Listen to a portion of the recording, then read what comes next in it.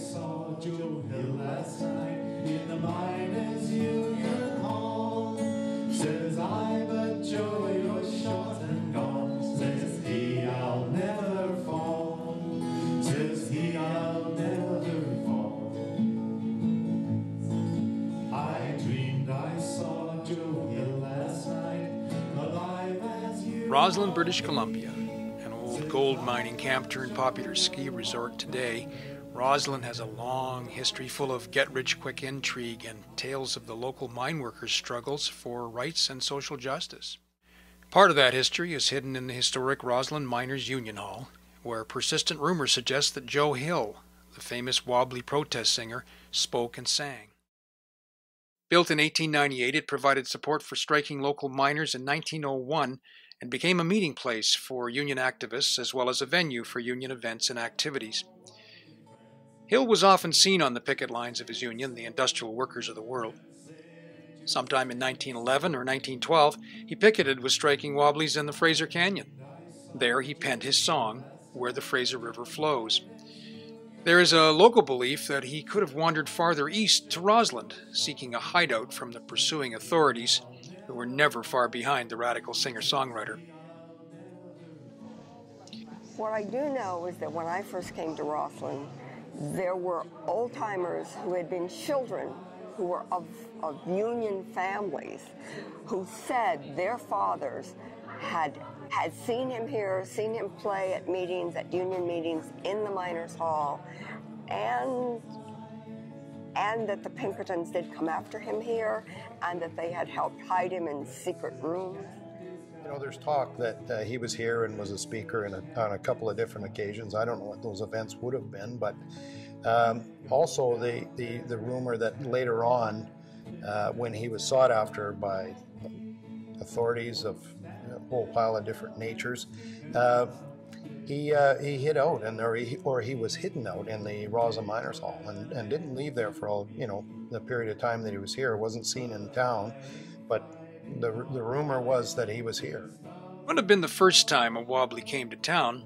Big Bill Haywood, arguably the most famous wobbly leader of all, mentions Rossland in his memoirs. A few years after Hill supposedly came to Rossland, Ginger Goodwin, the leader of the 1917 smelter strike in nearby Trail, spoke at the historic hall. Do local citizens share a belief that Hill was actually here? Does the old hall provide them with a continuing sense of Rossland's special place in history?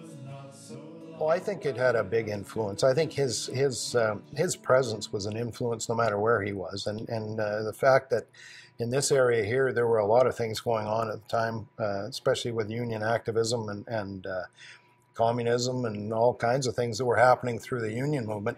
That is something that I think has had a real influence as it's gone on in history. Whether it's a legend or the fact, the reality is that Joe Hill and the union people here were undergoing the same kind of persecution, and they were fighting for the same causes, which made them natural allies. And it seems to me really probable that he would have come to offer them to support, and that they would have regarded him as a hero. Joe Hill was a musician. In fact, it was one of the most telling pieces of evidence against him, was that because song and music is so powerful, and before there was Twitter, and before there was Facebook, there were meetings where people actually talked to each other, and there were songs that reminded people and transmitted memories, and that was very dangerous. In fact, the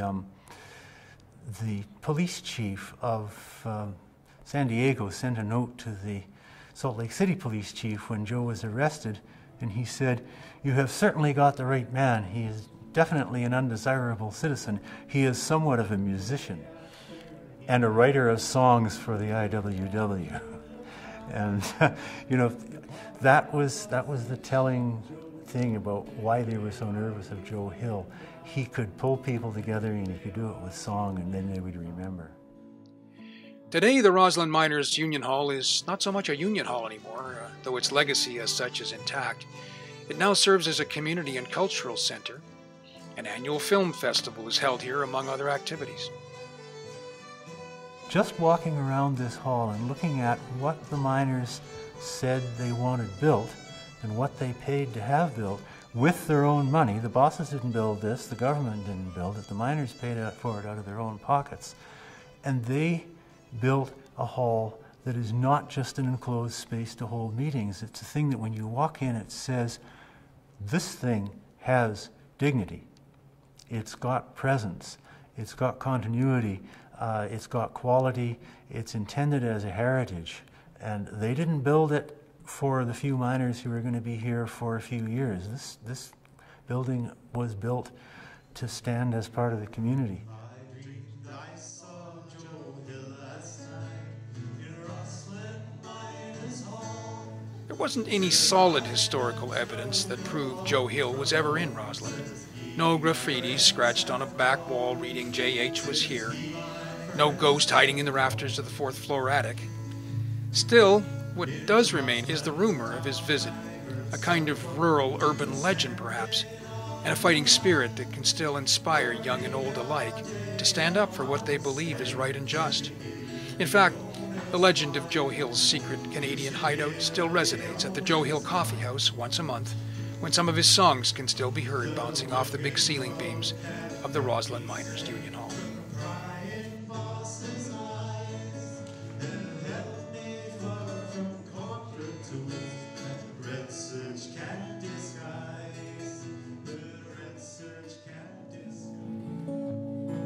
So next time friends they tell you that there's no use saying no, just point to them, our wobbly friends, and say it just ain't so, and say it just ain't so.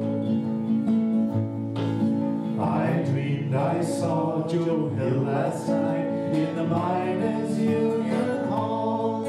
Says I, but Joe, you're short and gone. Says he, I'll never fall. Says he, I'll never fall. I dreamed I saw Joe Hill